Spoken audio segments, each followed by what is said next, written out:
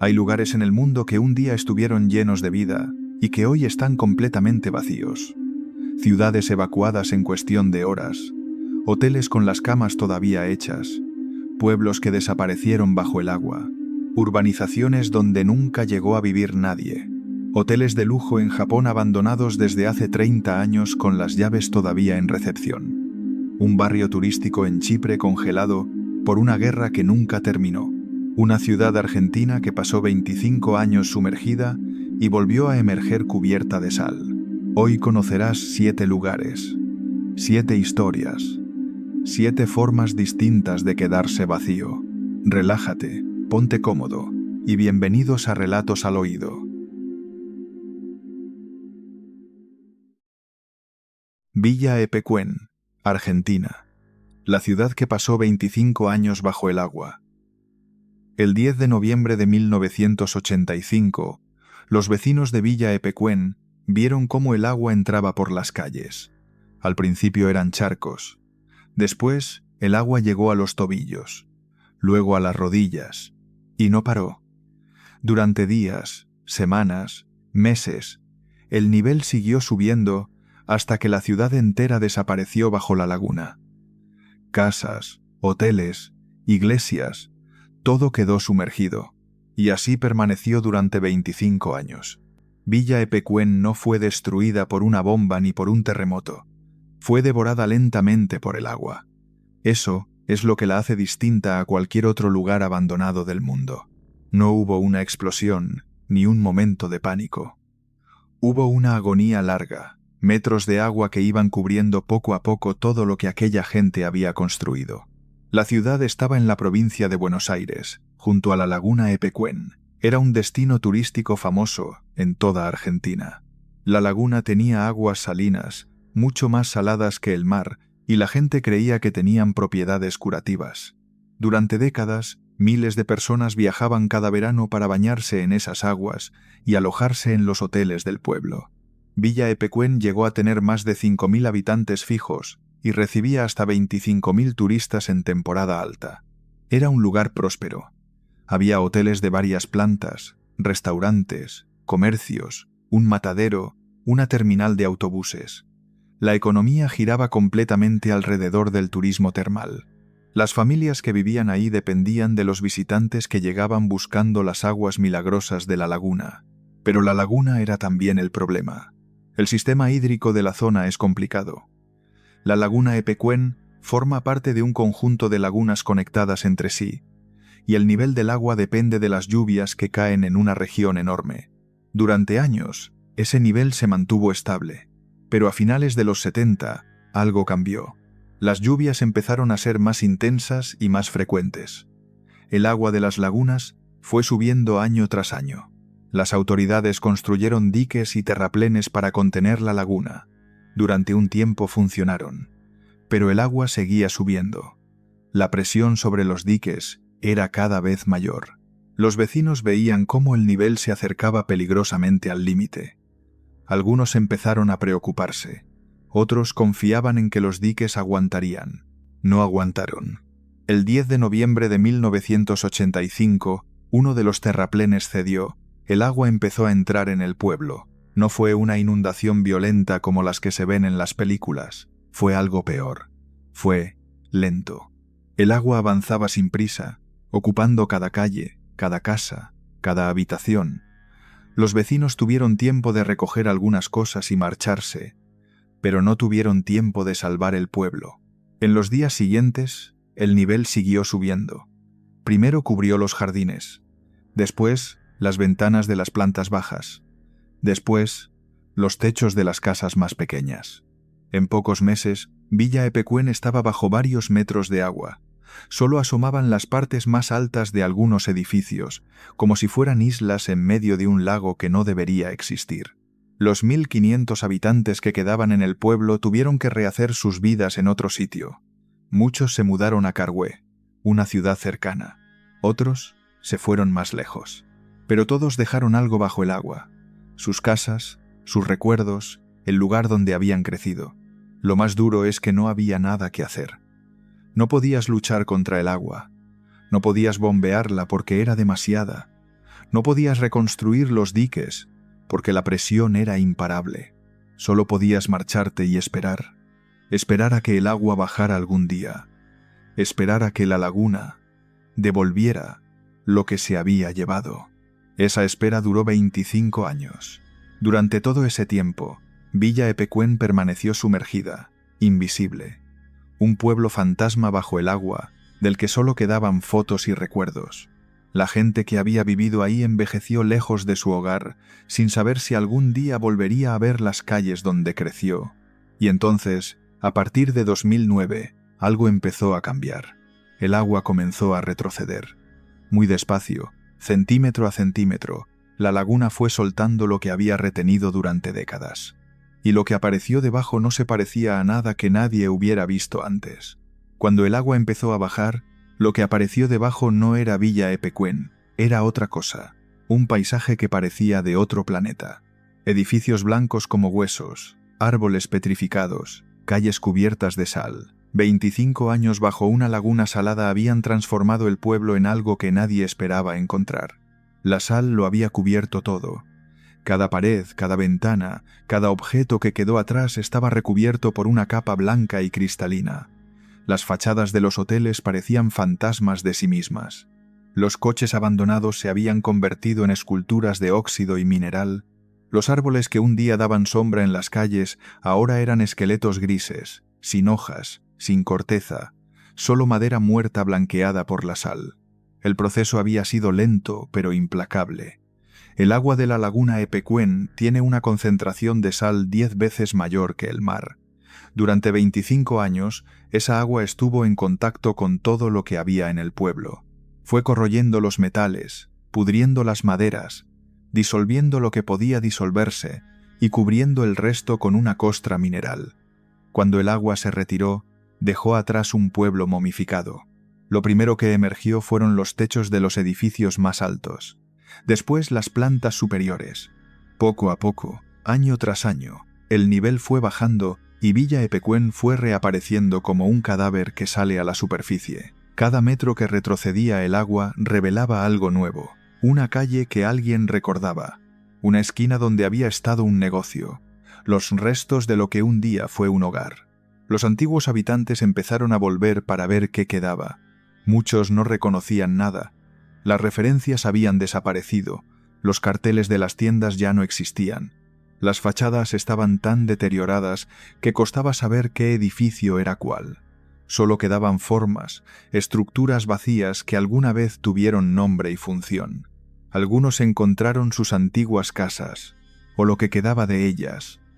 Paredes sin techo, habitaciones abiertas al cielo, suelos cubiertos de escombros y sal, muebles que se habían podrido hasta desaparecer, electrodomésticos convertidos en bloques de óxido.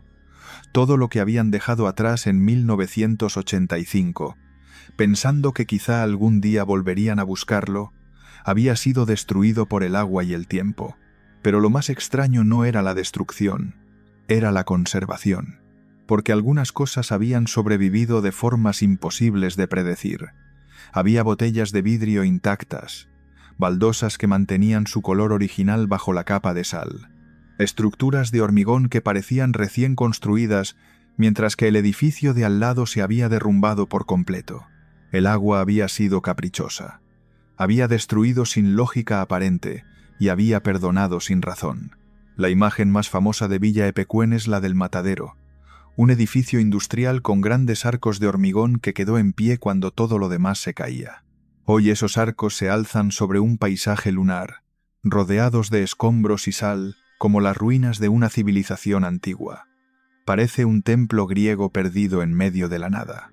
Pero hace 40 años era solo el sitio donde se procesaba la carne para los hoteles del pueblo. También quedó el cementerio. Las tumbas sobrevivieron bajo el agua, aunque las lápidas se cubrieron de sal y algunas se movieron de su sitio. Cuando el agua bajó, los restos de los muertos seguían ahí, bajo tierra, en el mismo lugar donde los habían enterrado décadas atrás.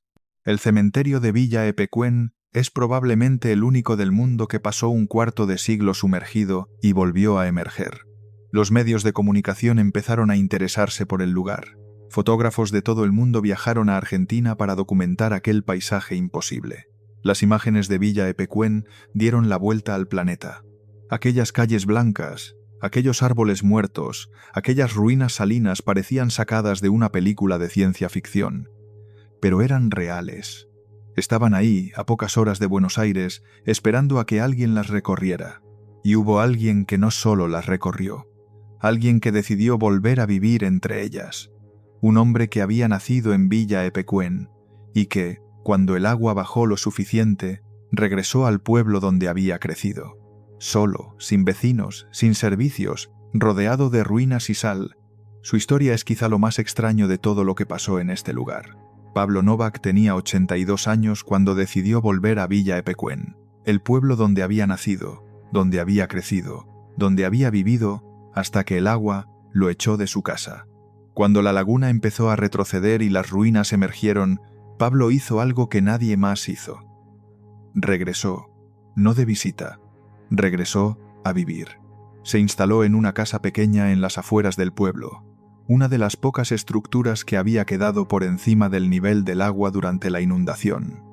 No tenía electricidad de la red, no tenía agua corriente, no tenía vecinos, solo él, sus perros y kilómetros de ruinas saladas alrededor. Pablo había trabajado toda su vida en Villa Epecuén.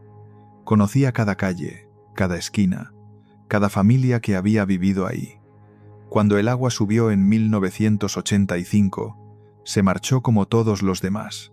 Se instaló en Carhué, la ciudad más cercana, e intentó rehacer su vida, pero nunca dejó de pensar en el pueblo que había quedado bajo la laguna.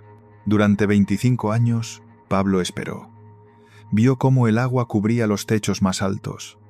Vio cómo Villa Epecuén desaparecía del mapa, convertida en un recuerdo que solo existía en la memoria de quienes habían vivido ahí. Y cuando el agua empezó a bajar, fue de los primeros en acercarse a ver qué quedaba. Lo que encontró fue devastador. Su antigua casa había desaparecido. La mayoría de los edificios que recordaba eran ruinas irreconocibles. Las calles donde había jugado de niño estaban cubiertas de escombros y sal, pero algo en aquel paisaje destruido lo llamaba, algo que no podía ignorar. Pablo decidió quedarse. Al principio, la gente pensó que estaba loco. Un hombre de más de 80 años viviendo solo en un pueblo fantasma, sin servicios básicos, rodeado de edificios en ruinas. Pero Pablo no lo veía así. Para él, aquello no era un pueblo fantasma, era su hogar, el único lugar donde había sido realmente feliz. Con los años, Pablo se convirtió en una especie de guardián de Villa Epecuén. Recibía a los visitantes que llegaban atraídos por las fotos del pueblo sumergido. Les contaba cómo era la vida antes de la inundación. Les señalaba dónde había estado cada cosa: el hotel principal, la terminal de buses, la casa del panadero.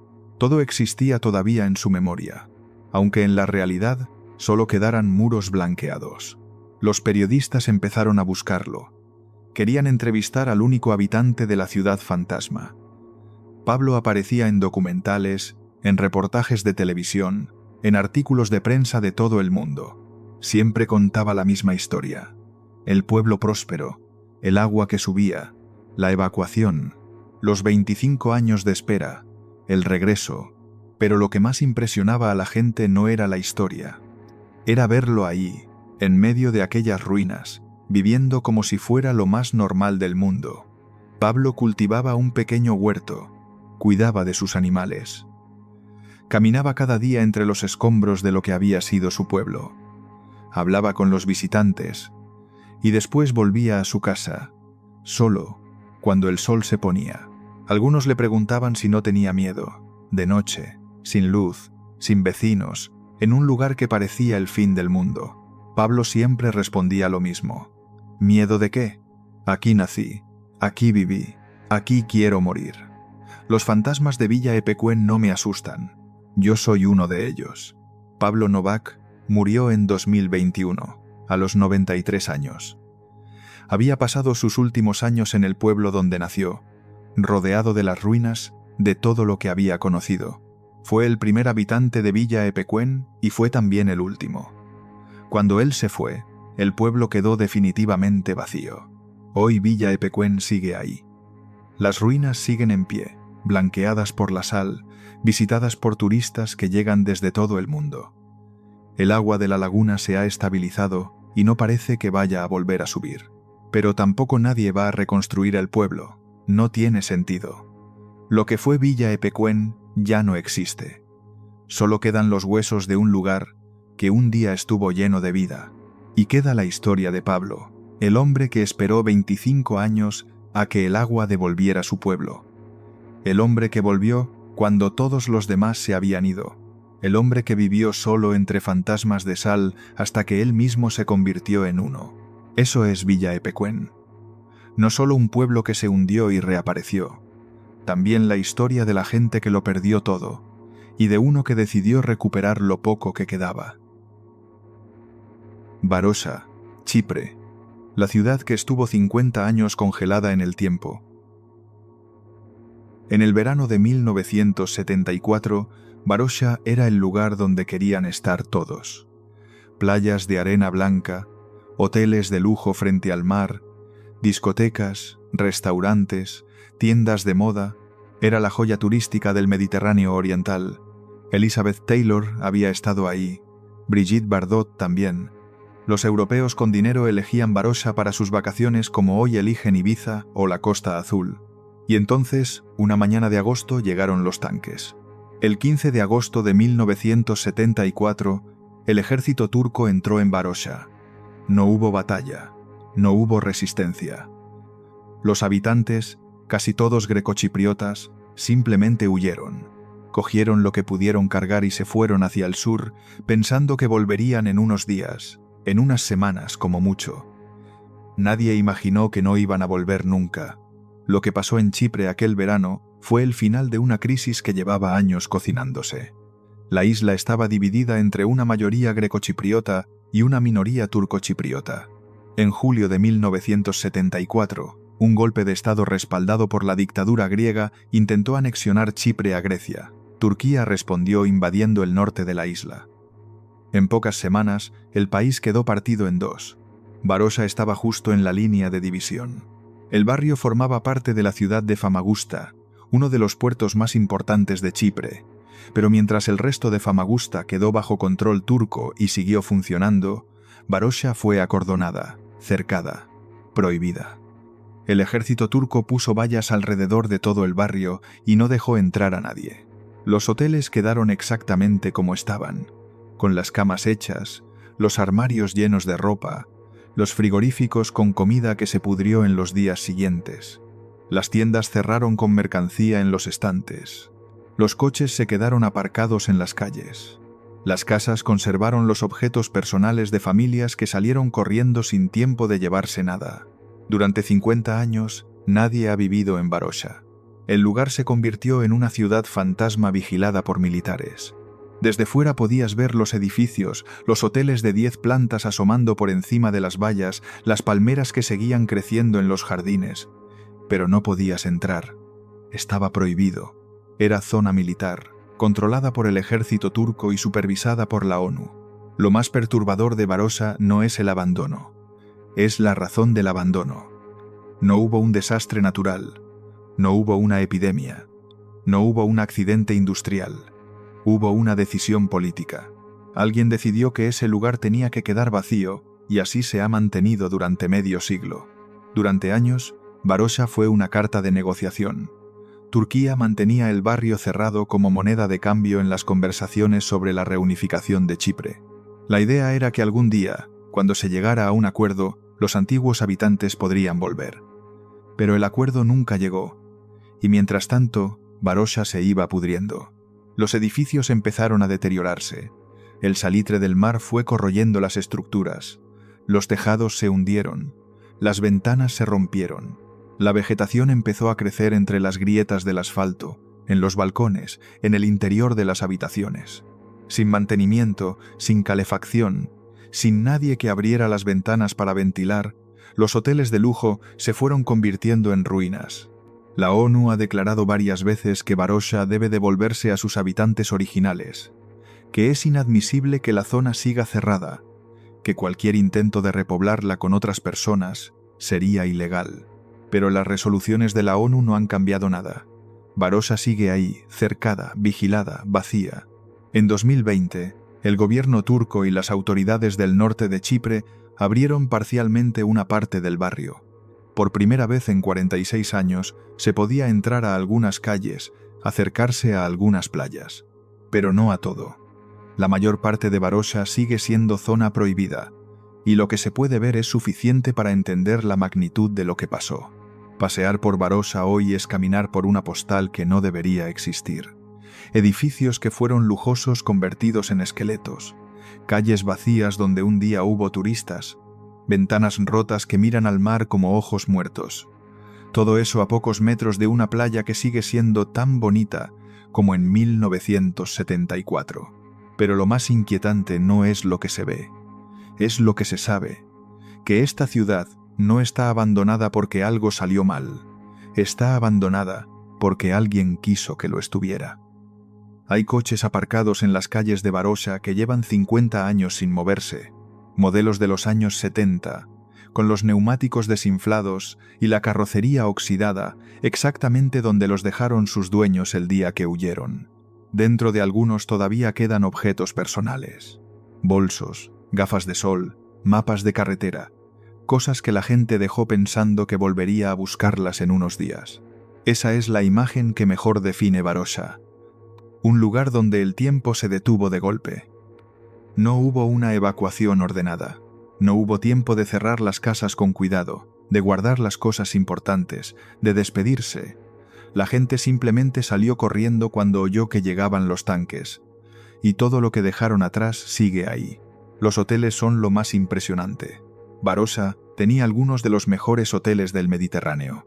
Edificios de 10, 12, 15 plantas con vistas al mar, piscinas, restaurantes, salones de baile. El día de la invasión, muchos estaban llenos de turistas. Los huéspedes huyeron dejando las maletas en las habitaciones. El personal abandonó las cocinas con la comida a medio preparar. Las recepciones quedaron con las llaves colgadas en los casilleros.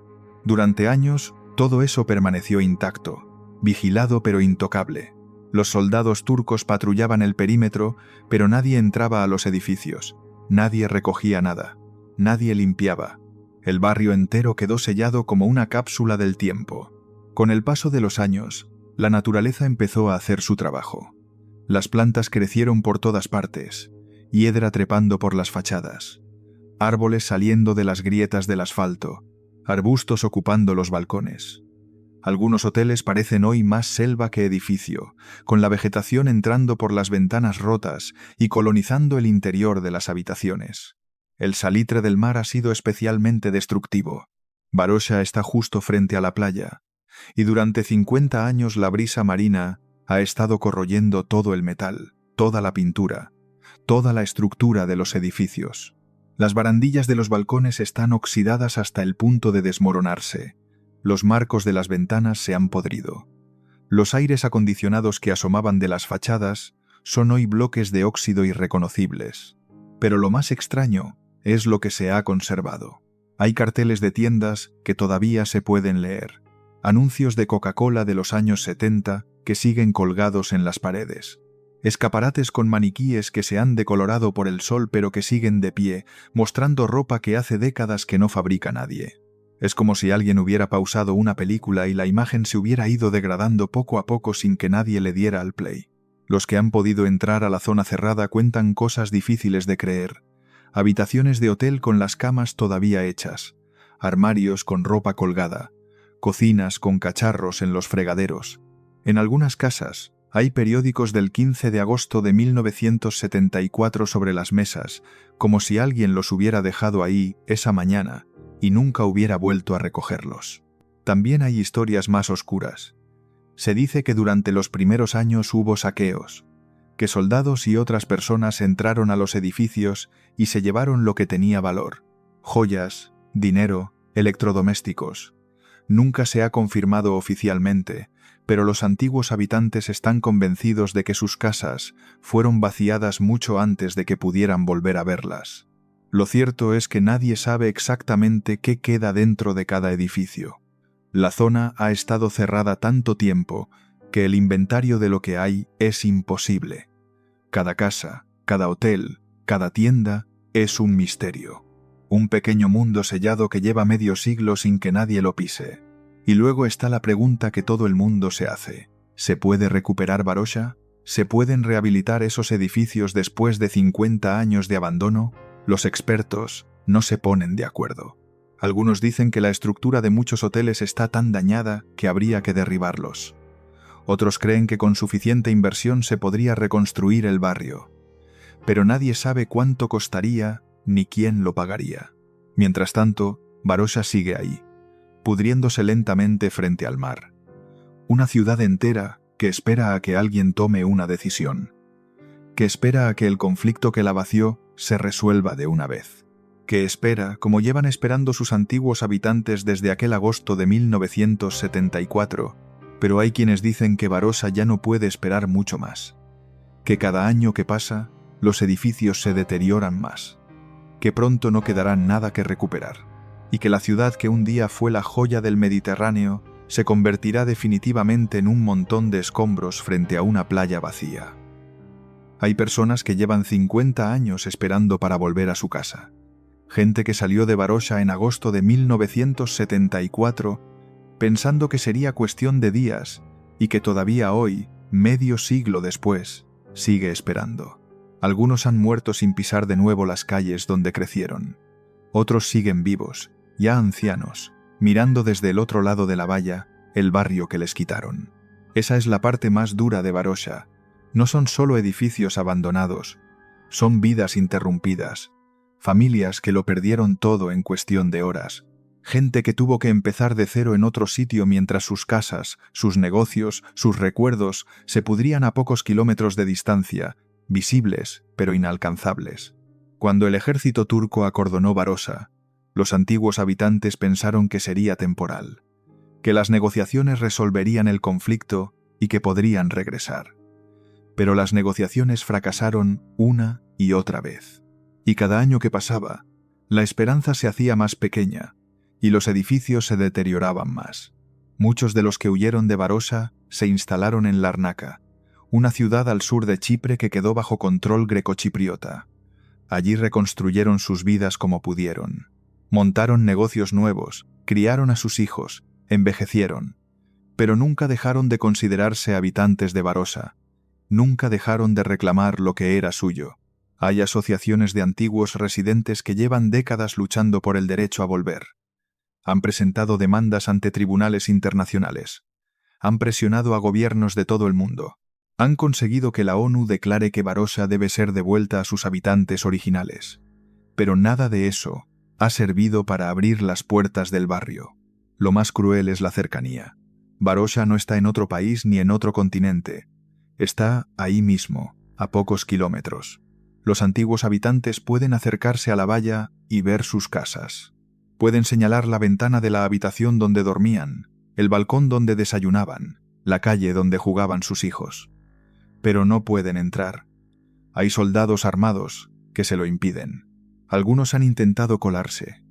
A lo largo de los años ha habido casos de personas que han saltado la valla para entrar en Varosha, para ver sus casas, para recuperar algo, para sentir por un momento que volvían a estar en su hogar. La mayoría fueron detenidos. Algunos cuentan que lo que encontraron dentro era peor de lo que imaginaban. Sus casas saqueadas, destrozadas, irreconocibles. En 2020, cuando se abrió parcialmente una zona del barrio, muchos antiguos habitantes acudieron a ver qué quedaba. Fue un momento extraño. Por un lado, la emoción de pisar de nuevo las calles que recordaban. Por otro, el dolor de ver en qué se habían convertido. Edificios que recordaban llenos de vida ahora eran esqueletos vacíos. Tiendas donde compraban el pan ahora eran agujeros negros con los escaparates rotos. Hubo quien encontró su antigua casa y se quedó parado delante, llorando, sin poder entrar porque estaba en la zona que seguía cerrada. Hubo quien reconoció un árbol que había plantado de niño, ahora enorme, creciendo entre las ruinas. Hubo quien no reconoció nada, porque 50 años de abandono habían borrado cualquier referencia. La apertura parcial de 2020 generó polémica. Los grecochipriotas la vieron como una provocación, un intento de normalizar la ocupación turca de la zona. Turquía y el norte de Chipre la presentaron como un gesto de apertura, un primer paso hacia la reconciliación. Pero para los antiguos habitantes fue simplemente doloroso. Poder entrar en una parte de su barrio pero no en otra. Ver sus casas pero no poder tocarlas. Hoy Varosha sigue siendo un símbolo del conflicto de Chipre. Un recordatorio físico de que la isla sigue dividida, de que las heridas de 1974 no se han cerrado, de que hay miles de personas que perdieron su hogar y nunca lo recuperaron. Y también es un aviso de lo que pasa cuando un conflicto se enquista, de lo que pasa cuando las decisiones políticas se imponen sobre las vidas de la gente, de lo que pasa cuando un lugar lleno de vida se convierte, de un día para otro, en una ciudad fantasma.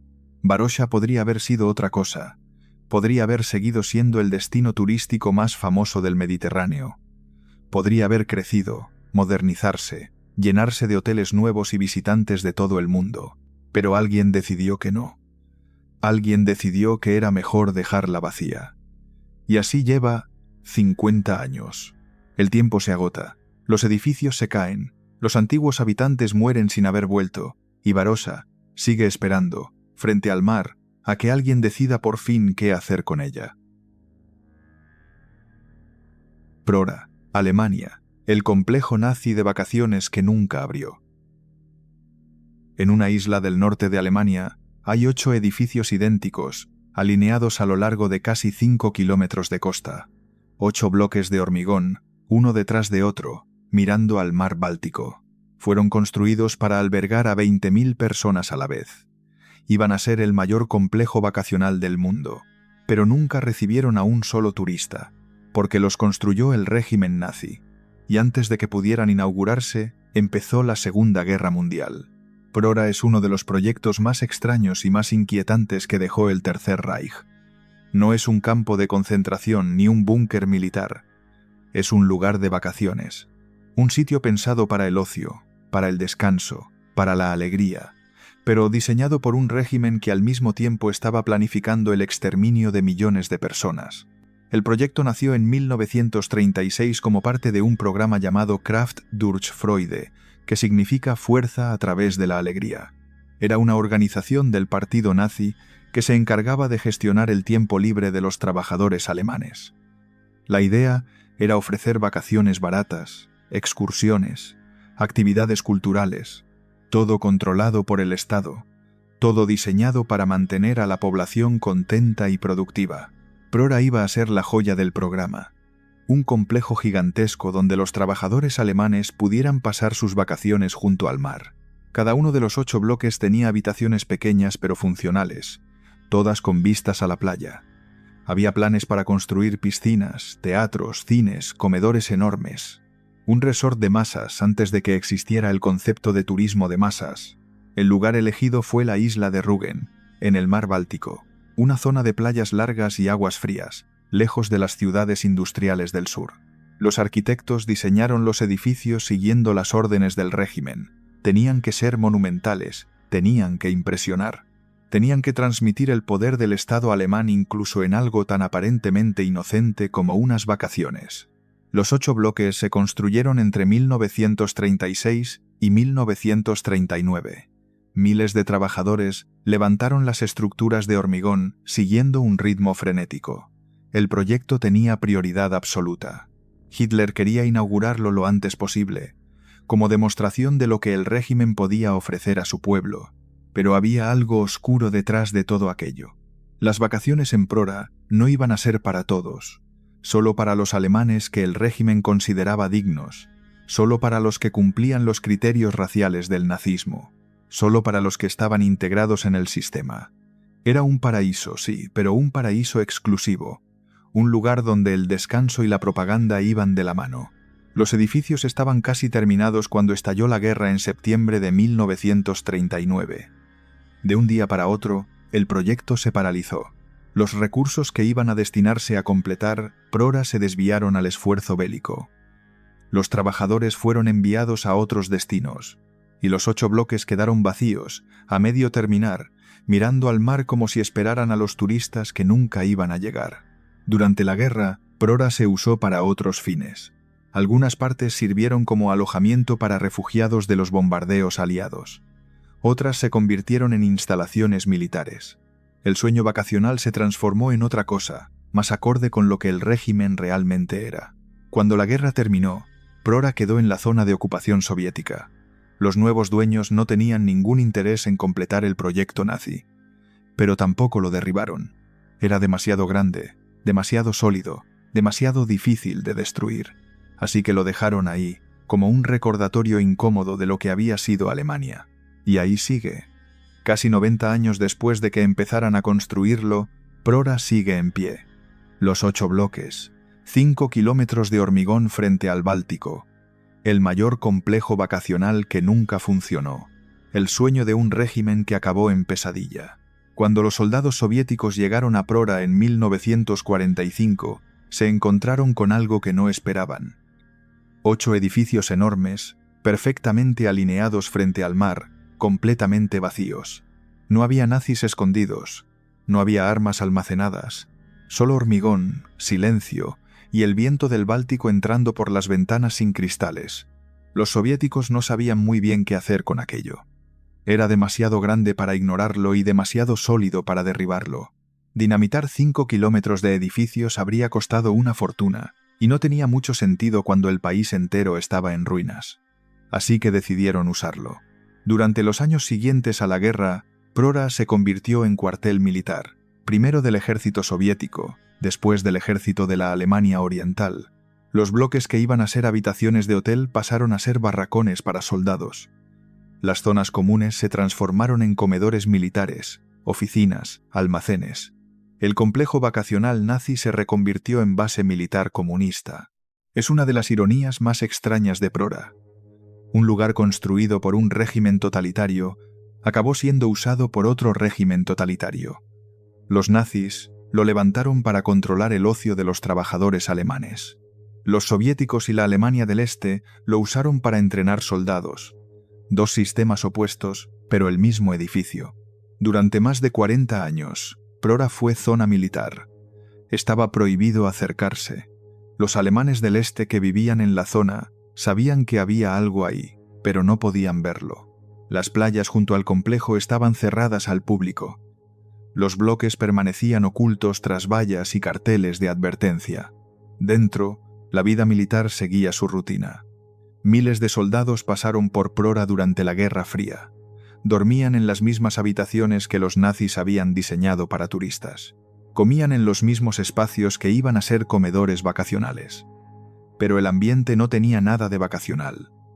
Era un cuartel frío, austero, sin las comodidades que el proyecto original había prometido.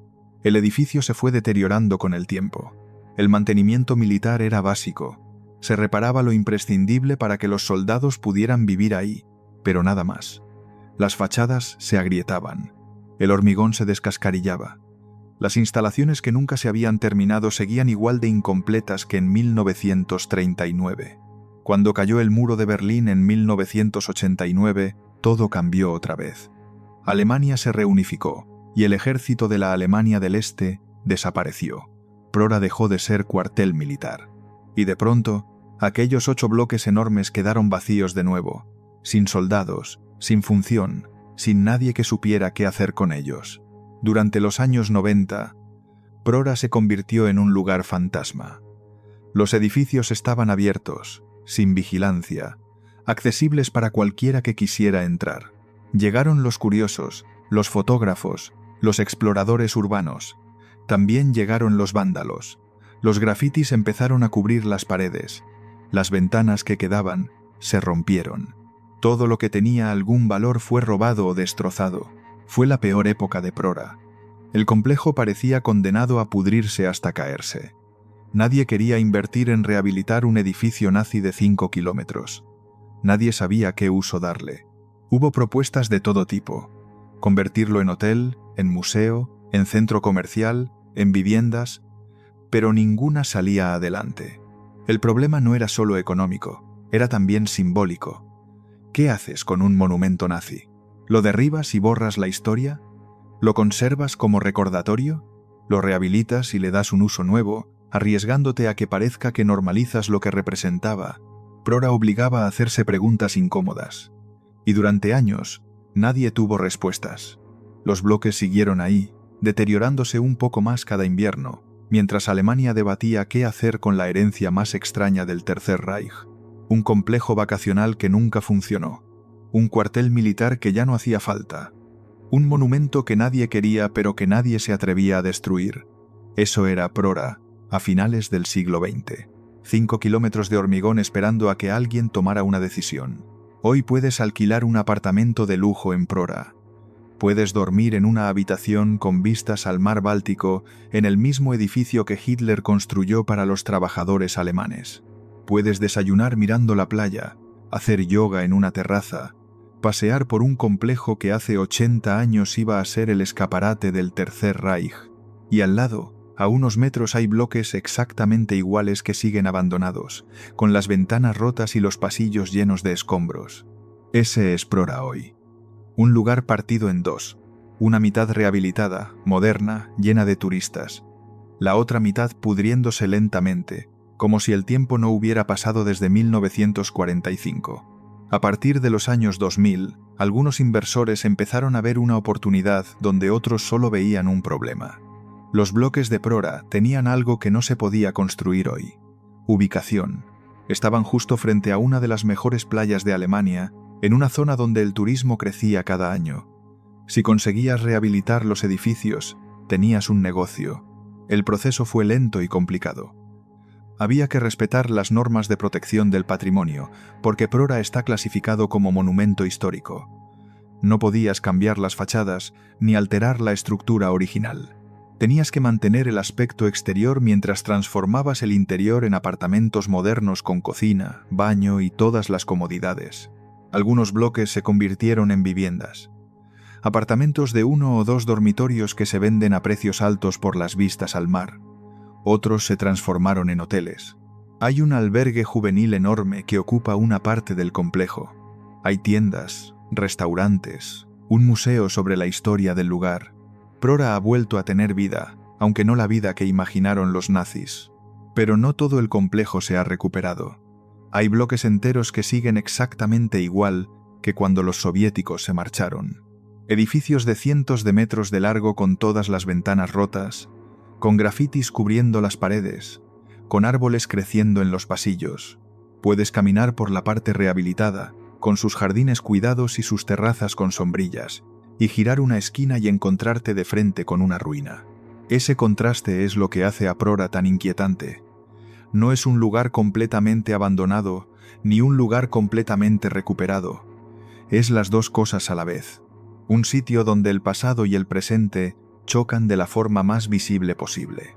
Hay turistas que vienen solo por eso, por ver la parte abandonada, por recorrer los pasillos vacíos donde el hormigón se desmorona y el viento entra por las ventanas, por hacerse fotos en escaleras que no llevan a ningún sitio, en habitaciones donde no queda nada. Es un tipo de turismo extraño, casi morboso, pero que tiene cada vez más seguidores. Y luego está la cuestión del significado. ¿Qué significa vivir en un edificio nazi? ¿Qué significa pasar las vacaciones en un complejo construido por el Tercer Reich? Hay quien dice que rehabilitar Prora es la mejor forma de superar el pasado. Darle un uso nuevo, convertirlo en algo positivo, demostrar que los edificios no tienen ideología. Otros dicen que es una forma de blanquear la historia, que no se puede disfrutar de unas vacaciones en un lugar con esa carga sin reflexionar sobre lo que representa. El museo que hay en Prora intenta responder a esas preguntas. Explica la historia del complejo, el programa Kraft durch Freude, lo que significaba el turismo de masas en el contexto del nazismo. Hay fotos de la época, documentos, testimonios. La idea es que quien visite Prora entienda lo que está viendo, que no se quede solo con la playa y las vistas. Pero la realidad es que muchos turistas no entran al museo. Vienen por el mar, por el sol, por los apartamentos baratos. No les interesa la historia. Para ellos, Prora es solo un sitio de vacaciones con un pasado raro, nada más.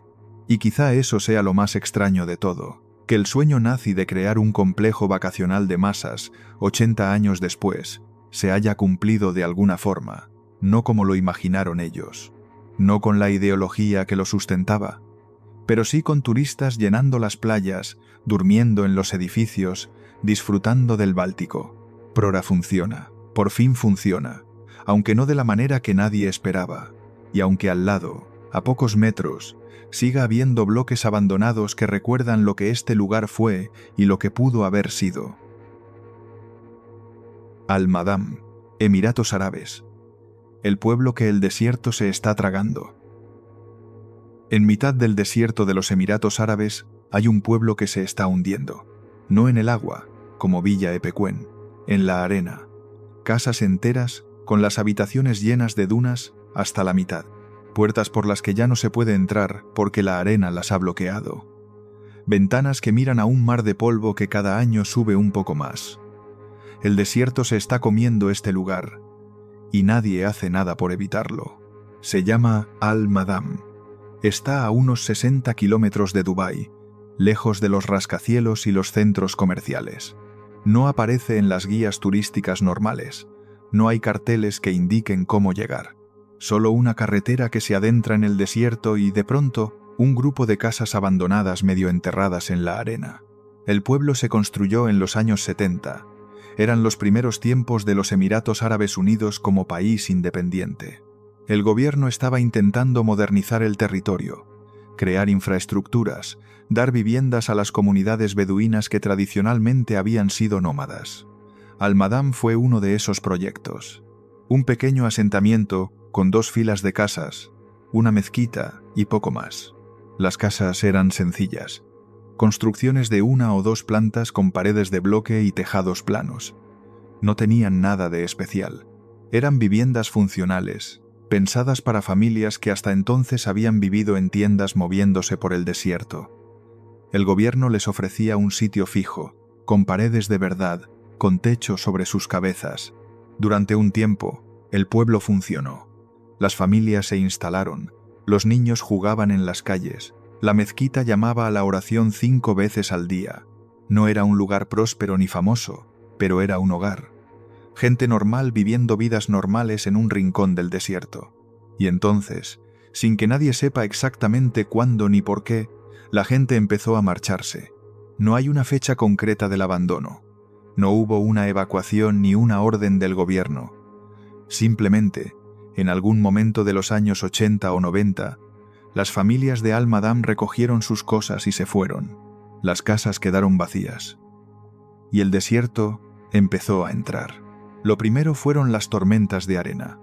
En esa zona de los Emiratos, el viento sopla con fuerza y arrastra toneladas de arena de un sitio a otro. Sin nadie que cerrara las puertas y las ventanas, sin nadie que barriera los patios, la arena empezó a acumularse. Primero en los umbrales, después en las habitaciones.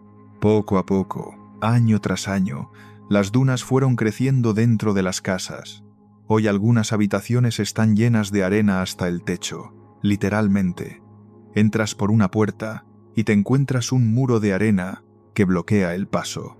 Otras habitaciones tienen la arena hasta la cintura, como si alguien hubiera vaciado un camión dentro. Los muebles que quedaron están medio enterrados. Las escaleras suben hacia pisos superiores que ya no se pueden alcanzar porque la arena ha bloqueado el acceso. El efecto es surrealista. Parece una escena de una película de ciencia ficción. Casas normales, con sus puertas y sus ventanas, siendo devoradas lentamente por el desierto, como si la naturaleza estuviera reclamando lo que siempre fue suyo, como si el desierto estuviera diciendo que ese lugar nunca debió existir. Y nadie sabe exactamente por qué se abandonó. Hay teorías. Algunas dicen que las condiciones de vida eran demasiado duras, que el aislamiento, el calor extremo y las tormentas de arena hicieron la vida imposible. Otras dicen que hubo problemas con el suministro de agua, que los pozos se secaron o se salinizaron. Otras hablan de supersticiones, de que los habitantes creían que el lugar estaba maldito o habitado por jinn, los espíritus del desierto en la tradición árabe. Ninguna de esas teorías está confirmada. El gobierno de los Emiratos no ha dado ninguna explicación oficial, y los antiguos habitantes, si es que quedan, no han contado su versión. Al-Madam es un misterio, un pueblo que existió, que se vació y que ahora desaparece bajo la arena sin que nadie sepa exactamente qué pasó. En la cultura árabe, los Dijin son criaturas que viven en un mundo paralelo al nuestro. No son fantasmas ni demonios exactamente, son otra cosa. Seres creados de fuego sin humo, según dice el Corán, que habitan en lugares solitarios, desiertos, ruinas, casas abandonadas, lugares donde los humanos no van. Y según algunas personas de la zona, Al-Madam es uno de esos lugares. La leyenda más extendida sobre el abandono del pueblo tiene que ver con los Dijin. Se dice que los habitantes empezaron a notar cosas extrañas poco después de instalarse, ruidos por la noche que no tenían explicación, objetos que aparecían en sitios donde nadie los había dejado, puertas que se abrían solas, sombras que se movían en los rincones de las casas. Al principio la gente lo atribuía al viento, a los animales, a la imaginación, pero los fenómenos continuaron y fueron a más.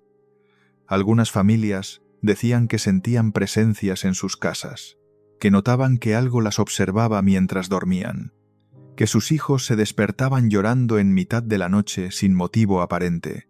Según esta versión, los habitantes de Al-Madam llegaron a la conclusión de que habían construido el pueblo en un territorio que pertenecía a los Jinn, que estaban viviendo en un lugar donde no debían estar, y que los espíritus del desierto querían que se marcharan. No hay forma de comprobar si esto es verdad. No hay documentos ni testimonios grabados de los antiguos habitantes explicando por qué se fueron. La historia de los Dijin circula de boca en boca, contada por gente de los pueblos cercanos, por guías turísticos que llevan visitantes al lugar, por fotógrafos que han pasado tiempo explorando las casas abandonadas. Lo que sí es cierto es que la creencia en los Dijin está muy extendida en la cultura árabe. No es una superstición marginal ni una historia para asustar a los niños. Es una creencia seria que forma parte de la tradición islámica. Mucha gente en los Emiratos, en Arabia Saudí, en todo el Golfo Pérsico, cree que los Dijin existen y que pueden interactuar con los humanos. Hay rituales para protegerse de ellos. Hay oraciones específicas para mantenerlos alejados. Hay personas que se dedican a expulsar jinn de casas donde supuestamente se han instalado. Es un mundo completo de creencias que para alguien de fuera puede parecer extraño, pero que para millones de personas es completamente real. En ese contexto, la idea de que un pueblo entero se abandonara por culpa de los jinn no es tan descabellada como podría parecer. Si las familias de Al-Madam creían sinceramente que estaban viviendo en territorio de espíritus, marcharse era la opción más lógica. No iban a luchar contra algo que no podían ver ni entender. Simplemente recogieron sus cosas y se fueron a otro sitio. Pero hay otras teorías que no tienen nada que ver con lo sobrenatural. Algunos expertos señalan que Al-Madam estaba en una ubicación muy complicada. El pueblo se construyó en una zona donde las dunas se mueven constantemente. El viento desplaza la arena de un sitio a otro, formando montañas nuevas y enterrando lo que encuentra a su paso. Vivir ahí significaba luchar constantemente contra la arena. Barrer cada día, desbloquear puertas, limpiar ventanas, un trabajo agotador que nunca terminaba. También estaba el problema del agua. El desierto de esa zona no tiene acuíferos importantes. El agua había que traerla de fuera o extraerla de pozos muy profundos. Si el suministro fallaba, la vida se volvía imposible. Hay quien dice que eso fue lo que pasó, que los pozos se secaron o se contaminaron y que las familias no tuvieron más remedio que marcharse. Y luego está la teoría más sencilla, que simplemente la vida en el desierto era demasiado dura y que la gente prefirió irse a las ciudades, donde había trabajo, comodidades y un futuro mejor para sus hijos. Los Emiratos de los años 80 estaban cambiando rápidamente. Dubái y Abu Dhabi crecían a toda velocidad. ¿Para qué quedarse en un pueblo perdido en mitad de la nada cuando podías vivir en una ciudad moderna? Probablemente la verdad sea una mezcla de todo. Las condiciones difíciles, el aislamiento, quizá los pozos que fallaron, quizá las creencias sobre los jinn que hicieron que la gente se sintiera incómoda, no una sola causa, sino varias que se sumaron hasta que vivir en Al-Madam dejó de tener sentido. Lo único seguro es que la gente se fue, y que el desierto entró. Cada año que pasa, Almadam tiene menos casas visibles. La arena sigue subiendo, las dunas siguen avanzando.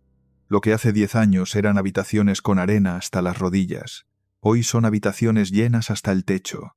Algunas casas ya casi no se ven. Solo asoma el tejado entre las dunas como si el edificio se estuviera hundiendo en un mar de polvo. No hay nadie frenando el proceso. No hay equipos de limpieza ni máquinas retirando la arena. El gobierno de los Emiratos no ha declarado Almadam patrimonio protegido ni ha invertido dinero en conservarlo. El pueblo simplemente se abandona a su suerte. El desierto hace lo que quiere y nadie interviene. Eso convierte a Almadam en un lugar único. No es un sitio abandonado que se conserva como estaba. Es un sitio abandonado que está desapareciendo en tiempo real. Cada visita es diferente porque cada mes la arena ha cambiado de posición. Una puerta que el año pasado estaba accesible, este año puede estar completamente bloqueada. Una ventana por la que antes podías asomarte, ahora puede estar enterrada. Hay fotógrafos que vuelven a Almadam cada cierto tiempo solo para documentar el avance de las dunas. Comparan imágenes de un año a otro y el cambio es visible. La arena sube, las casas bajan. Es un proceso lento pero constante, como ver una película a cámara muy lenta. Visitar Almadam hoy es una experiencia extraña. Llegas por una carretera recta que cruza el desierto, sin más referencia que la arena a ambos lados. De pronto aparecen las casas, surgiendo de las dunas como si alguien las hubiera dejado caer ahí. No hay vallas, ni carteles, ni entradas oficiales. Simplemente paras el coche y caminas hacia ellas. Lo primero que notas es el silencio. Un silencio absoluto que solo existe en el desierto. No hay tráfico, no hay pájaros, no hay nada. Solo el viento moviendo la arena y el sonido de tus propios pasos. Es un silencio que pesa, que te hace hablar en voz baja aunque no haya nadie escuchando. Después notas la arena. Está por todas partes. Dentro de las casas, cubriendo los suelos, trepando por las paredes. Cuando entras en una habitación, sientes cómo tus pies se hunden. La arena no es dura como el suelo. Es blanda, inestable. Caminas y dejas huellas que el viento borrará en unas horas. Las casas por dentro están vacías, no queda nada de valor. Si alguna vez hubo muebles, electrodomésticos o pertenencias personales, desaparecieron hace mucho. Solo quedan las paredes, los marcos de las puertas, los huecos de las ventanas y la arena entrando por todas partes, ocupando cada espacio disponible. Hay algo hipnótico en recorrer Almadam. Cada casa es igual y diferente al mismo tiempo. Todas tienen la misma estructura básica, pero la arena las ha transformado de formas distintas. En una el pasillo está despejado y puedes llegar hasta el fondo. En la de al lado el pasillo está bloqueado por una duna que llega hasta el techo. Nunca sabes lo que vas a encontrar hasta que entras. La mezquita es el edificio más grande del pueblo. Tiene un pequeño minarete que todavía sobresale por encima de las dunas. Dentro, la sala de oración está medio enterrada. La arena ha cubierto el suelo donde los fieles se arrodillaban a rezar. El mihrab, el nicho que indica la dirección de la Meca, apenas se ve entre la arena. Es una imagen potente, un lugar sagrado siendo devorado por el desierto. Hay quien dice que Almadam es el lugar abandonado más fotogénico del mundo. La combinación de las casas blancas, la arena dorada y el cielo azul del desierto crea imágenes que parecen irreales. Los fotógrafos vienen desde muy lejos para capturar ese paisaje. Las fotos circulan por internet y atraen a más visitantes, pero Almadam no durará para siempre. El desierto no se detiene. Dentro de 10 o 20 años, puede que las casas estén completamente enterradas.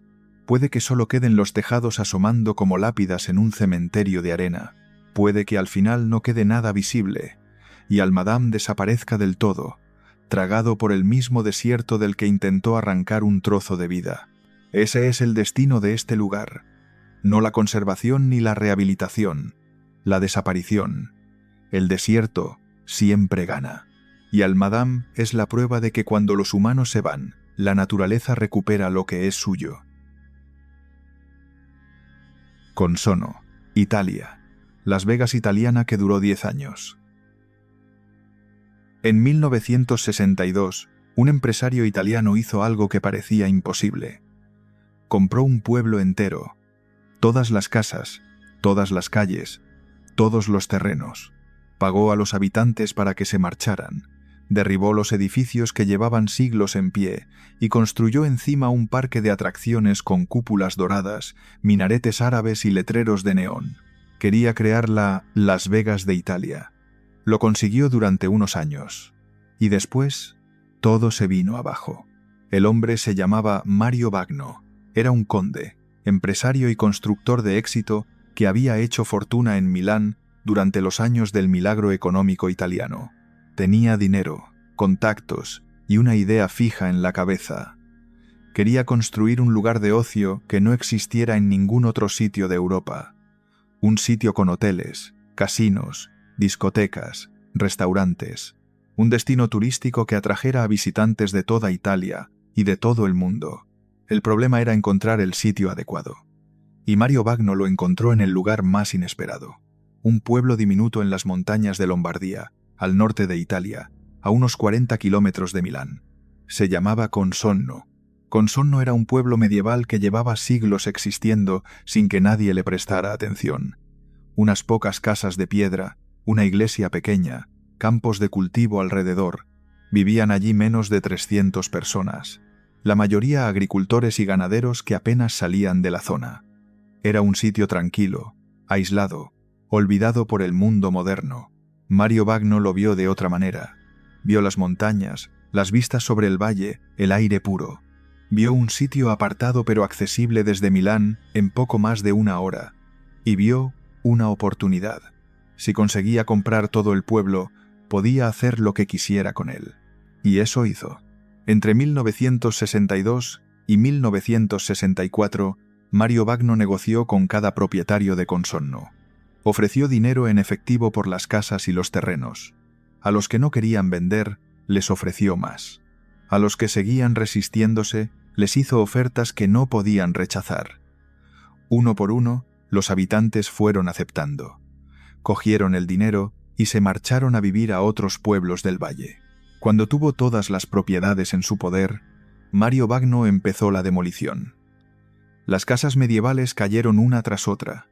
Las calles empedradas desaparecieron bajo las excavadoras. La iglesia del pueblo, que llevaba siglos en pie, fue derribada sin contemplaciones. En pocos meses, Consonno dejó de existir, y en su lugar empezó a surgir otra cosa. Mario Bagno contrató arquitectos y diseñadores para construir su visión. No quería un parque de atracciones normal. Quería algo excesivo, llamativo, imposible de ignorar. Y eso fue exactamente lo que construyó. Levantó edificios con cúpulas doradas que parecían sacados de las 1001 noches. Construyó una galería comercial con columnas y arcos que imitaban la arquitectura oriental. Puso un minarete falso que se veía desde kilómetros de distancia. Instaló letreros de neón por todas partes, carteles luminosos, decoraciones que brillaban de noche como si aquello fuera Times Square.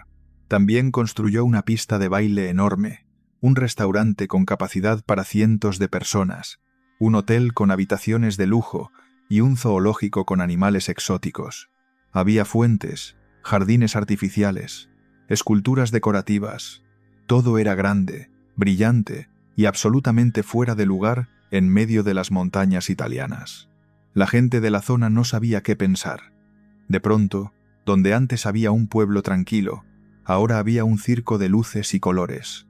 Los coches empezaron a subir por la carretera de montaña. Los autobuses llegaban llenos de turistas desde Milán. Consonno se convirtió en el sitio del que todo el mundo hablaba. Mario Bagno lo llamó la ciudad de los juguetes. Y durante unos años, la ciudad funcionó. La gente venía a bailar, a comer, a ver el espectáculo. Los fines de semana la carretera se llenaba de coches. Las discotecas estaban llenas hasta las tantas. El dinero entraba a raudales. Pero lo que sube tiene que bajar. Y Consonno iba a bajar más rápido de lo que nadie imaginaba. En 1976, la montaña se movió. Un desprendimiento de tierra bloqueó la única carretera que conectaba Consonno con el valle. De un día para otro, el parque de atracciones más famoso de Lombardía quedó aislado del mundo. Los coches no podían subir, los autobuses no podían llegar, los turistas no podían entrar, y la ciudad de los juguetes empezó a morir. El desprendimiento no fue un desastre natural espectacular. No hubo terremoto ni tormenta devastadora. Simplemente, la ladera de la montaña cedió después de años de obras y movimientos de tierra. Mario Bagno había construido su paraíso sobre un terreno inestable. Había excavado, nivelado, modificado la geografía del lugar para levantar sus edificios, y la montaña acabó pasándole factura. La carretera quedó cortada por toneladas de tierra y roca. Repararla habría costado una fortuna. Y Mario Bagno ya no tenía la fortuna que había tenido 10 años antes. El negocio llevaba tiempo dando problemas. Los primeros años habían sido espectaculares, pero la novedad se fue agotando. La gente que había venido a ver el sitio una vez no volvía una segunda.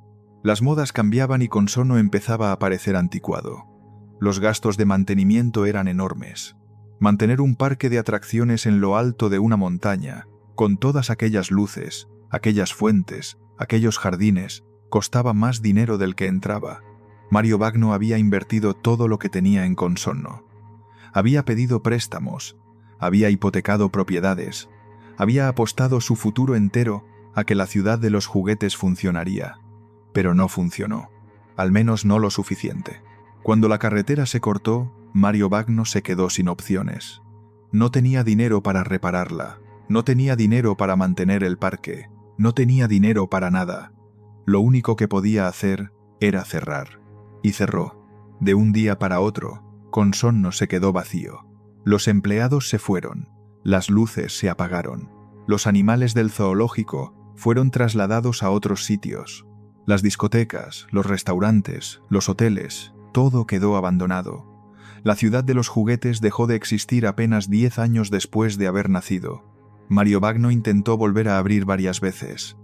Reparó parcialmente la carretera, organizó algunos eventos, intentó atraer visitantes de nuevo, pero ya era tarde. El lugar había perdido su magia. La gente ya no quería ir a Consonno. Había otros sitios más modernos, más accesibles, más interesantes. En los años 80, Mario Bagno murió, y con él murió cualquier esperanza de que Consonno volviera a funcionar. El lugar quedó definitivamente abandonado, sin propietario que lo cuidara, sin dinero para mantenerlo, sin futuro posible. Los edificios empezaron a deteriorarse, los tejados se hundieron, las paredes se agrietaron. La vegetación empezó a crecer entre las ruinas, trepando por las fachadas, entrando por las ventanas rotas. Las cúpulas doradas perdieron su brillo. Los minaretes se cubrieron de musgo. Los letreros de neón se oxidaron y cayeron al suelo. Pero lo más extraño fue lo que pasó con la decoración. Consonno estaba lleno de objetos extravagantes, estatuas, fuentes, esculturas decorativas. Cuando el lugar se abandonó, todo eso quedó ahí. Nadie se lo llevó, nadie lo robó, simplemente se quedó pudriéndose junto con los edificios. Hoy puedes caminar por Consonno y encontrar restos de aquella época. Una estatua de un elefante cubierta de grafitis, una fuente seca llena de hojas muertas, los arcos de la galería comercial medio derrumbados. Es como visitar los restos de una civilización extinguida. Una civilización que no duró siglos, sino apenas una década. Y en medio de todo eso, los grafitis. Porque Consonno no se quedó solo después del abandono. Llegaron otros visitantes, pero no venían a divertirse. Venían a dejar su marca. Hoy Consonno es uno de los lugares abandonados más visitados de Italia, pero no vienen turistas normales.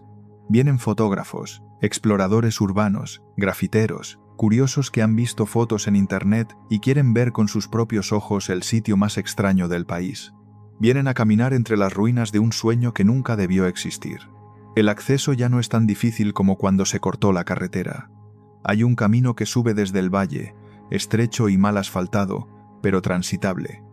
Los fines de semana se ven coches aparcados en la entrada, grupos de jóvenes con cámaras que suben a explorar, parejas que vienen a hacerse fotos entre los edificios abandonados, gente que ha oído hablar de Consonno y quiere verlo antes de que desaparezca, porque Consonno está desapareciendo. Cada año los edificios se deterioran un poco más. Los tejados que quedaban en pie hace una década ya se han hundido. Las paredes que aguantaban ahora tienen grietas que crecen con cada invierno. La vegetación avanza sin control, tragándose las estructuras, cubriendo los caminos, borrando los límites entre lo que fue construido y lo que siempre fue naturaleza. Y luego están los grafitis. Consonno está cubierto de ellos. Cada pared, cada superficie disponible está pintada con spray. Algunos son obras de arte, murales elaborados que cubren fachadas enteras. Otros son simples firmas, tags de grafiteros que han pasado por ahí. El resultado es un paisaje visual caótico, una mezcla de arquitectura extravagante, ruina industrial y arte callejero. Hay quien dice que los grafitis han mejorado Consonno, que le han dado una segunda vida, una nueva identidad como galería de arte urbano al aire libre. Otros dicen que lo han destrozado todavía más, que han borrado los últimos restos de lo que fue y lo han convertido en algo irreconocible. La verdad es que Consonno ya era irreconocible antes de los grafitis. Lo que Mario Bagno construyó no tenía ningún sentido arquitectónico. Era una mezcla absurda de estilos que no pegaban entre sí. Cúpulas árabes junto a columnas romanas, minaretes junto a letreros de neón americanos. Todo estaba diseñado para impactar, no para durar. Y no duró. Caminar por Consonno hoy es una experiencia difícil de describir.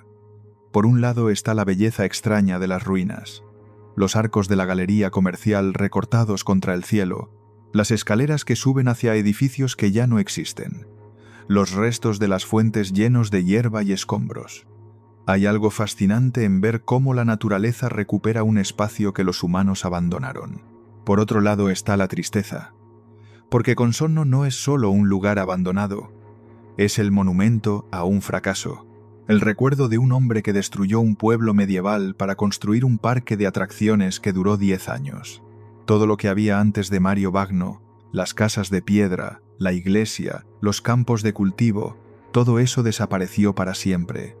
Y lo que él construyó encima también ha desaparecido. No queda nada, ni el pueblo original ni la ciudad de los juguetes.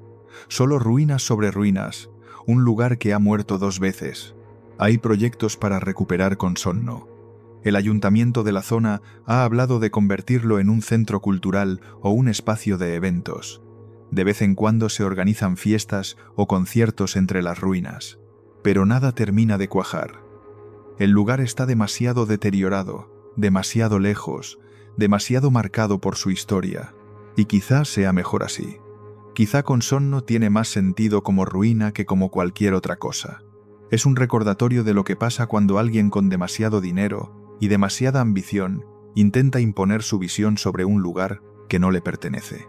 Mario Bagno compró un pueblo, lo destruyó, construyó su fantasía encima y la fantasía se derrumbó. Esa es la historia de Consonno. Y las ruinas la cuentan mejor que cualquier museo. El pueblo que fue destruido para construir un sueño. El sueño que se convirtió en pesadilla. La pesadilla que hoy es un paisaje de grafitis y escombros en lo alto de una montaña italiana. Eso es Consonno. Un lugar donde todo salió mal, 2 veces. Kinugawa Onsen, Japón. Los hoteles de lujo que nadie quiso salvar. En Japón, hay hoteles de lujo abandonados desde hace 30 años, con las habitaciones intactas, camas hechas, toallas dobladas, zapatillas de cortesía esperando junto a la puerta. Todo preparado para unos huéspedes que nunca llegaron, y que nunca van a llegar, porque esos hoteles están cerrados, vacíos, pudriéndose lentamente junto a un río en las montañas de Tochigi. Bienvenidos a Kinugawa Onsen. Kinugawa fue durante décadas uno de los destinos termales más famosos de Japón. Un valle rodeado de montañas con aguas calientes naturales que brotaban de la tierra. Los japoneses llevan siglos creyendo en las propiedades curativas de los onsen, los baños termales, y Kinugawa tenía algunos de los mejores del país. En los años 60 y 70, la zona vivió su época dorada. Hoteles enormes se construyeron a lo largo del río Kinugawa, uno tras otro, compitiendo por ofrecer las mejores instalaciones. Edificios de 10, 15, 20 plantas con cientos de habitaciones, piscinas termales, restaurantes de lujo, salones de banquetes, jardines japoneses. Todo pensado para atraer a los turistas que llegaban desde Tokio en tren. Y los turistas llegaban, por miles. Familias enteras que venían a pasar el fin de semana. Empresas que organizaban viajes para sus empleados. Parejas que celebraban su luna de miel. Los hoteles estaban llenos durante todo el año. Las reservas había que hacerlas con meses de antelación. Kinugawa era sinónimo de éxito. El negocio funcionaba con una lógica simple. Japón estaba creciendo a toda velocidad. La economía no paraba de subir.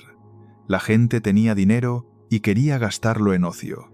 Los onsen eran un destino tradicional, respetable, que combinaba descanso con cultura japonesa. ¿Por qué no iba a funcionar para siempre? Pero nada funciona para siempre. En 1991, la burbuja económica japonesa estalló. Después de años de crecimiento descontrolado, el mercado inmobiliario se hundió, los bancos quebraron, las empresas cerraron.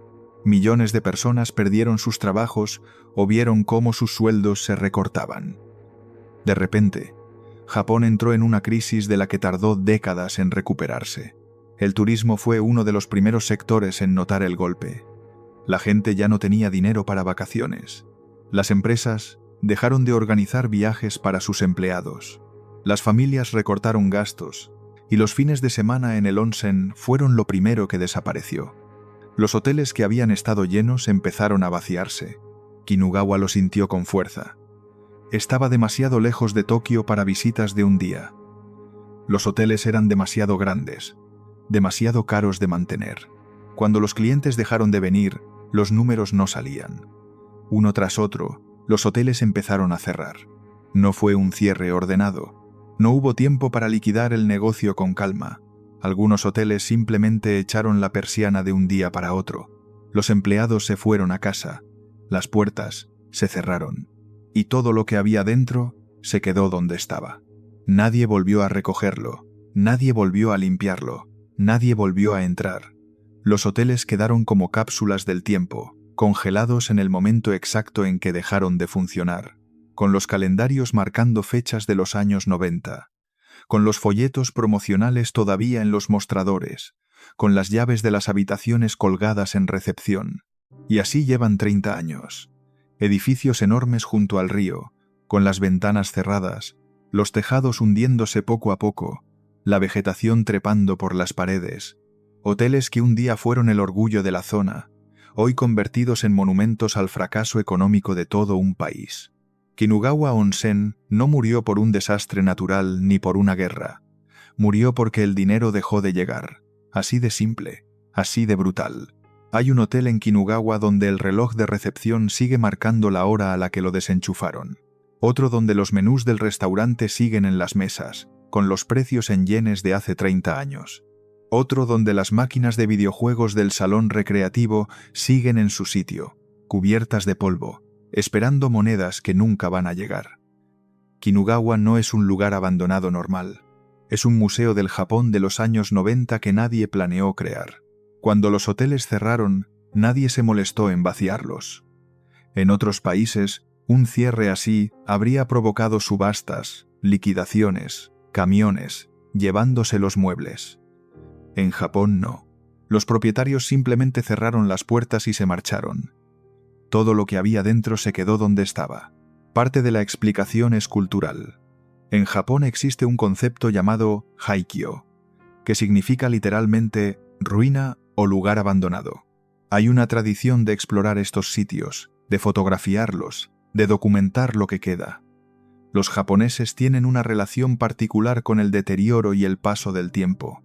Lo ven como parte natural del ciclo de las cosas.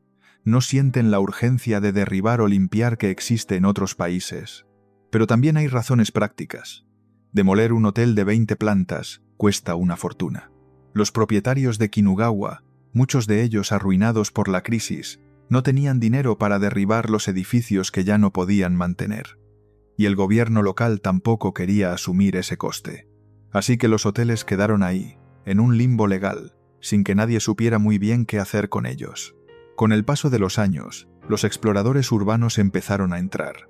Japón tiene una comunidad muy activa de Haikyu Explorers, personas que se dedican a buscar y documentar lugares abandonados. Kinugawa se convirtió en uno de sus destinos favoritos. Las fotos que tomaron dieron la vuelta al mundo. Lo que encontraron dentro era difícil de creer.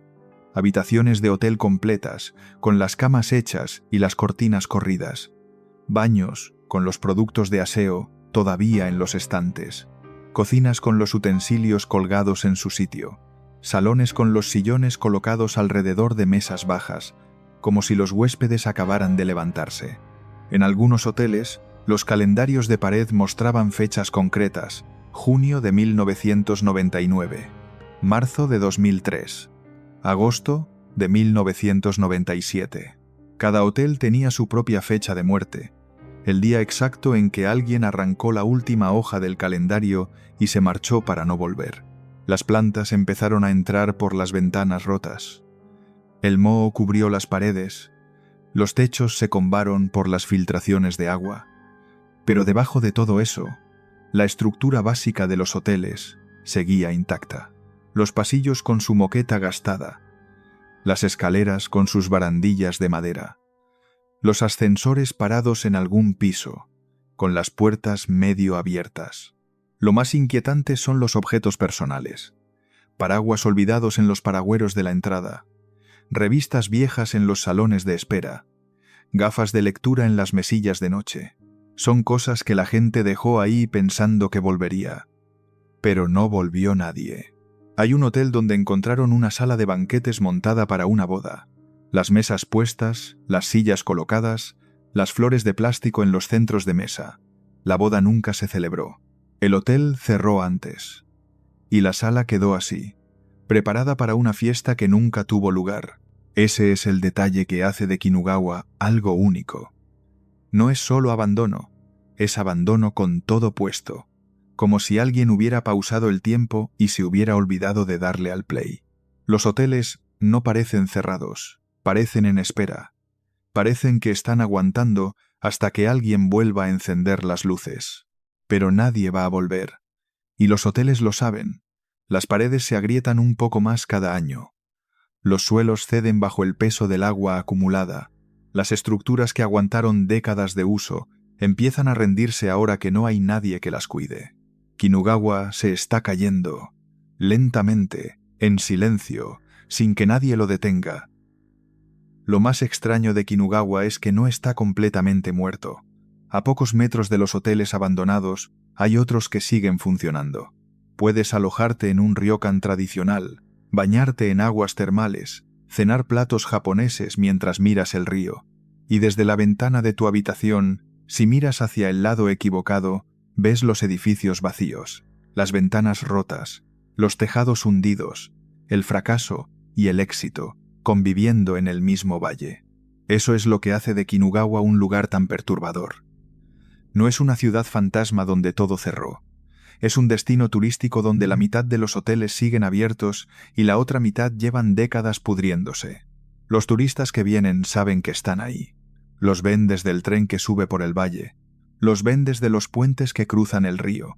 Es imposible ignorarlos. Los hoteles que sobrevivieron lo hicieron adaptándose. Redujeron precios, recortaron servicios, se especializaron en nichos concretos. Algunos se enfocaron en el turismo extranjero, que empezó a crecer cuando Japón se puso de moda entre los viajeros occidentales. Otros se convirtieron en destinos para excursiones de un día, ofreciendo paquetes baratos que incluían el baño termal y una comida. Pero los hoteles que no supieron adaptarse quedaron atrás. Y el problema es que eran demasiado grandes para reconvertirse.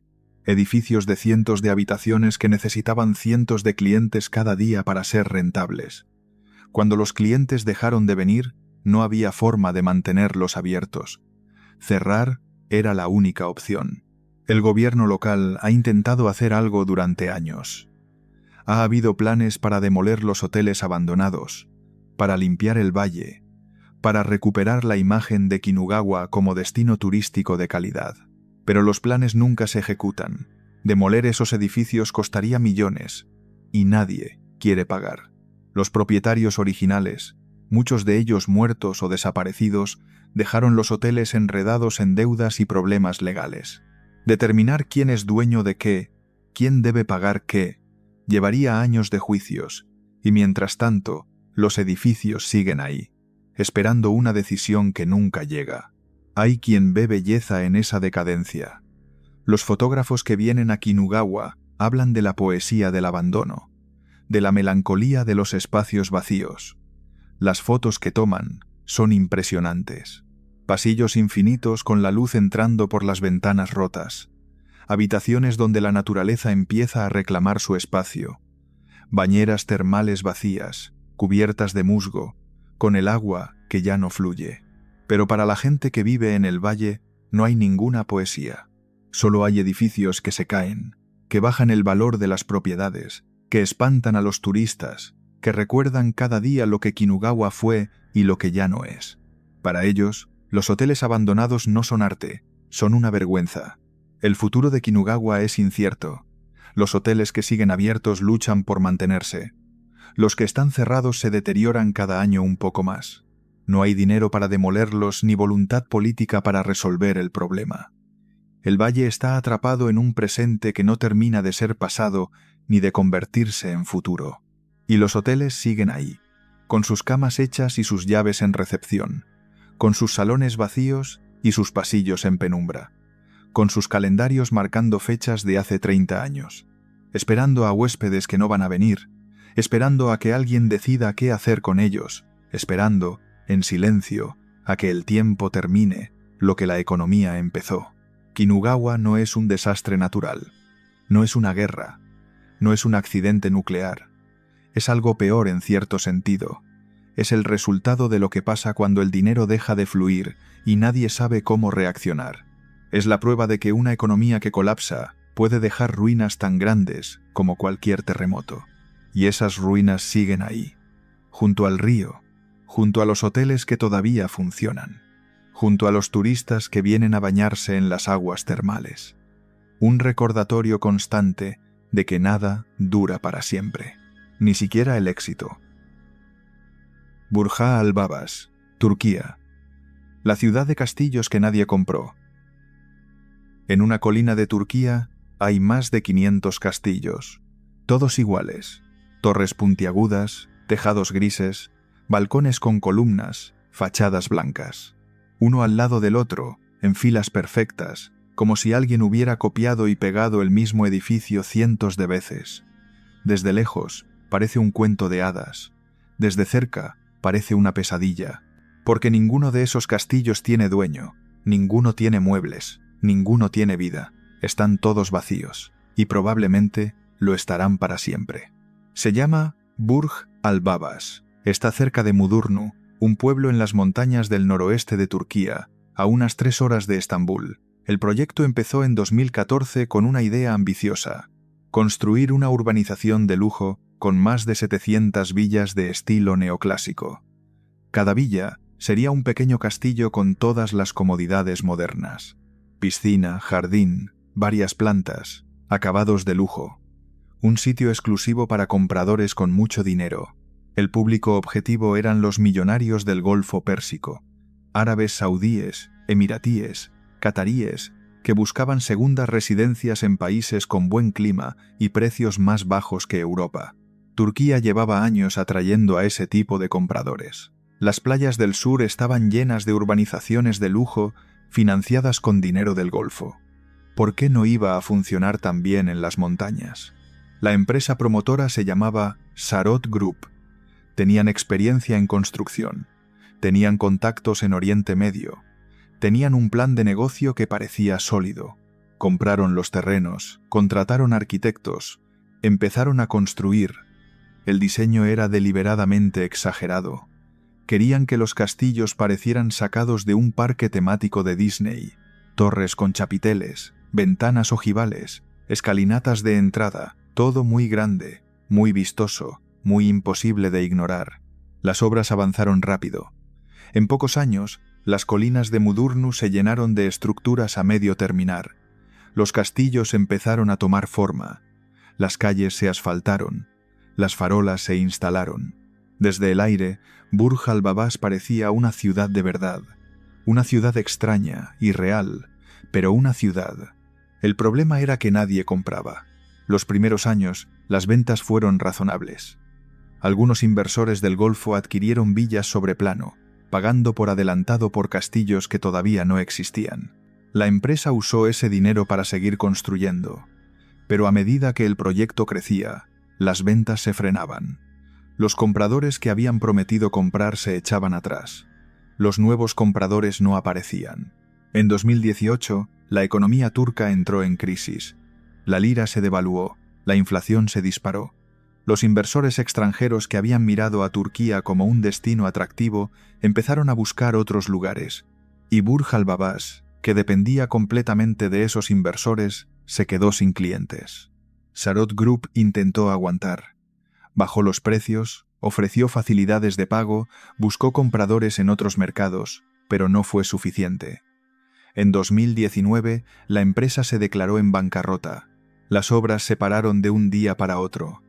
Los trabajadores recogieron sus herramientas y se fueron. Y los 500 castillos quedaron ahí, a medio terminar, sin tejados algunos de ellos, sin ventanas otros, sin nadie que los quisiera. Lo que iba a ser la urbanización más exclusiva de Turquía se convirtió en el mayor fracaso inmobiliario del país. Cientos de millones de dólares invertidos en edificios que nadie usa, calles perfectamente asfaltadas por las que no circula ningún coche, farolas que iluminan a nadie, una ciudad entera construida para un futuro que nunca llegó. Y lo más absurdo es que los castillos siguen ahí. Nadie los ha derribado, nadie los ha vendido, nadie sabe qué hacer con ellos. 500 edificios idénticos en una colina de Turquía, esperando a compradores que probablemente nunca van a venir. Caminar por Burj Al Babas es como estar dentro de un videojuego que no han terminado de programar. Las calles existen, pero no llevan a ningún sitio. Las casas están ahí, pero no tienen interior. Todo parece real desde lejos, pero cuando te acercas, descubres que es solo una fachada, un decorado a tamaño real construido en mitad de las montañas turcas. Los castillos están colocados en filas perfectas que suben por la ladera de la colina. Cada fila tiene decenas de edificios idénticos. Misma torre, mismo tejado, mismo balcón, mismas ventanas. La repetición es lo que hace el lugar tan inquietante. Tu cerebro espera variedad, diferencias, señales de que cada casa es única, pero no las hay. Es el mismo castillo multiplicado cientos de veces. Algunos están más terminados que otros. Los de las primeras fases del proyecto tienen tejado, ventanas y puertas. Están cerrados con llave, pero por fuera parecen casi listos para habitar. Los de las fases posteriores están a medio construir.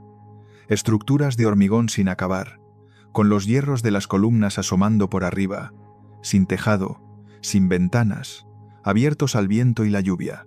Dentro no hay nada. Los que están cerrados tienen las paredes desnudas, sin pintar, sin instalaciones eléctricas terminadas, sin baños ni cocinas. Son cascarones vacíos. La forma de un hogar sin nada de lo que hace que un hogar funcione. Las calles están asfaltadas y en buen estado. Hay aceras, hay alcantarillas, hay farolas. Todo lo que necesita una urbanización para funcionar. Pero no hay coches aparcados, ni personas paseando, ni ruido de ningún tipo. Solo el viento que baja de las montañas y silba entre los castillos vacíos. El contraste con el entorno es brutal. Alrededor de Burj Al Babas hay bosques, campos, naturaleza salvaje.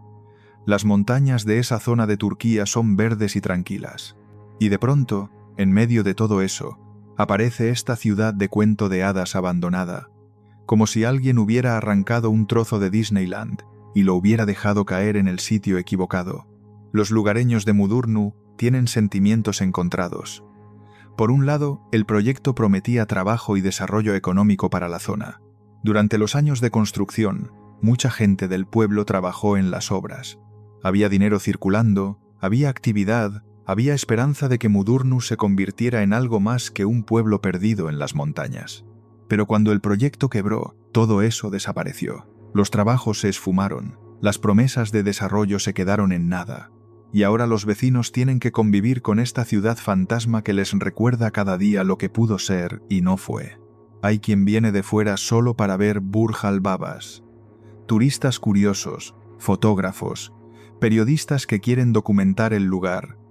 Las fotos aéreas de los castillos han dado la vuelta al mundo. Se han publicado en periódicos de decenas de países. Burj al-Babas se ha convertido en un símbolo de los excesos inmobiliarios y de lo que pasa cuando la especulación se descontrola. Pero la fama no ha traído soluciones. El lugar sigue exactamente igual que cuando quebraron las obras. Nadie ha comprado los castillos. Nadie ha retomado la construcción. Nadie ha decidido qué hacer con todo esto. Hay proyectos sobre el papel. Nuevos inversores que supuestamente van a comprar la urbanización y terminarla. Planes para reconvertir los castillos en hoteles o en apartamentos turísticos. Pero los años pasan y nada cambia. Los castillos siguen vacíos. Las calles siguen desiertas. Y Burj al-Babas sigue siendo exactamente lo que es. Una ciudad construida para nadie. Burj al-Babas es diferente a todos los demás lugares abandonados del mundo. No hay tragedia humana detrás. No hay muertos, ni evacuados, ni familias que perdieron sus hogares. Nadie vivió nunca en esos castillos. Nadie dejó recuerdos dentro. Nadie tuvo que huir. Es un lugar abandonado que nunca llegó a estar habitado. Una ruina que nació siendo ruina. Eso lo hace extraño de una forma distinta. Los otros lugares que hemos visto tienen historia. Villa Epecuén tuvo familias que crecieron ahí durante generaciones. Barossa tuvo turistas y vecinos que recuerdan cómo era antes. Kinugawa tuvo huéspedes que se bañaron en sus aguas termales. Incluso Consonno, que duró solo 10 años, tuvo gente bailando en sus discotecas. Burj al-Babas no tiene nada de eso. No hay nostalgia posible. No hay recuerdos que recuperar. Solo cemento, hormigón y ambición fallida. Es un lugar sin pasado, con un presente vacío y sin futuro visible. Y sin embargo, hay algo fascinante en él. Algo que atrae a la gente a pesar de que no hay nada que ver excepto edificios vacíos. Quizás sea la escala. 500 castillos es una cifra difícil de procesar. Verlos ahí, uno tras otro, subiendo por la colina, produce un efecto que las fotos no consiguen transmitir. La magnitud del fracaso es tan grande que se convierte en espectáculo, o quizás sea lo absurdo del diseño. Castillos de cuento de hadas en las montañas de Turquía, pensados para millonarios árabes que querían sentirse como príncipes europeos. Todo el concepto era ridículo desde el principio. Y verlo materializado, convertido en cientos de edificios reales, tiene algo de surrealista, como si alguien hubiera construido una broma a escala gigante. Burj al-Babas representa algo que va más allá de sí mismo. Es un símbolo de la locura inmobiliaria que ha afectado a medio mundo en las últimas décadas. La idea de que siempre habrá compradores, de que los precios siempre subirán, de que el dinero nunca dejará de llegar. Esa idea construyó ciudades enteras en España que hoy están vacías. Construyó rascacielos en China que nadie habita. Y construyó 500 castillos en Turquía que nadie quiso comprar. El problema de Burj al-Babas no fue la crisis económica. La crisis solo aceleró lo inevitable. El problema fue creer que un proyecto así tenía sentido, que había suficientes millonarios en el mundo dispuestos a comprar castillos de imitación en un pueblo del que nadie había oído hablar, que el mercado inmobiliario de lujo no tenía límites. Ahora los castillos están ahí como prueba de que sí tiene límites, como recordatorio de que no todo lo que se construye encuentra comprador, como monumento a la arrogancia de pensar que el dinero lo puede todo. ¿Qué va a pasar con Burj al-Babas? Probablemente nada. Los castillos seguirán deteriorándose poco a poco. El hormigón se agrietará. Los tejados que tienen se hundirán. La vegetación empezará a trepar por las paredes. En unas décadas, lo que ahora parece una urbanización de lujo, parecerá una ruina más, otro lugar abandonado que la naturaleza reclama. O quizá alguien aparezca con dinero suficiente para terminarlo. Quizá los castillos se conviertan en hoteles o en atracciones turísticas. Quizá Burj al-Babas tenga un final diferente al que parece escrito. Pero ahora mismo, hoy, nada indica que eso vaya a pasar. Lo único seguro es que los castillos van a seguir ahí durante mucho tiempo, mirando las montañas, esperando a dueños que no llegan, contando la historia de un sueño que nunca debió construirse. Y esa es quizá la lección más importante de Burj al-Babas, que no basta con construir algo para que tenga valor, que los edificios sin personas dentro son solo estructuras vacías, que una ciudad sin habitantes no es una ciudad, es un decorado, y los decorados, cuando nadie los usa, se convierten en ruinas. 500 castillos, 0 habitantes, eso es Burj al-Babas, el lugar más vacío del mundo.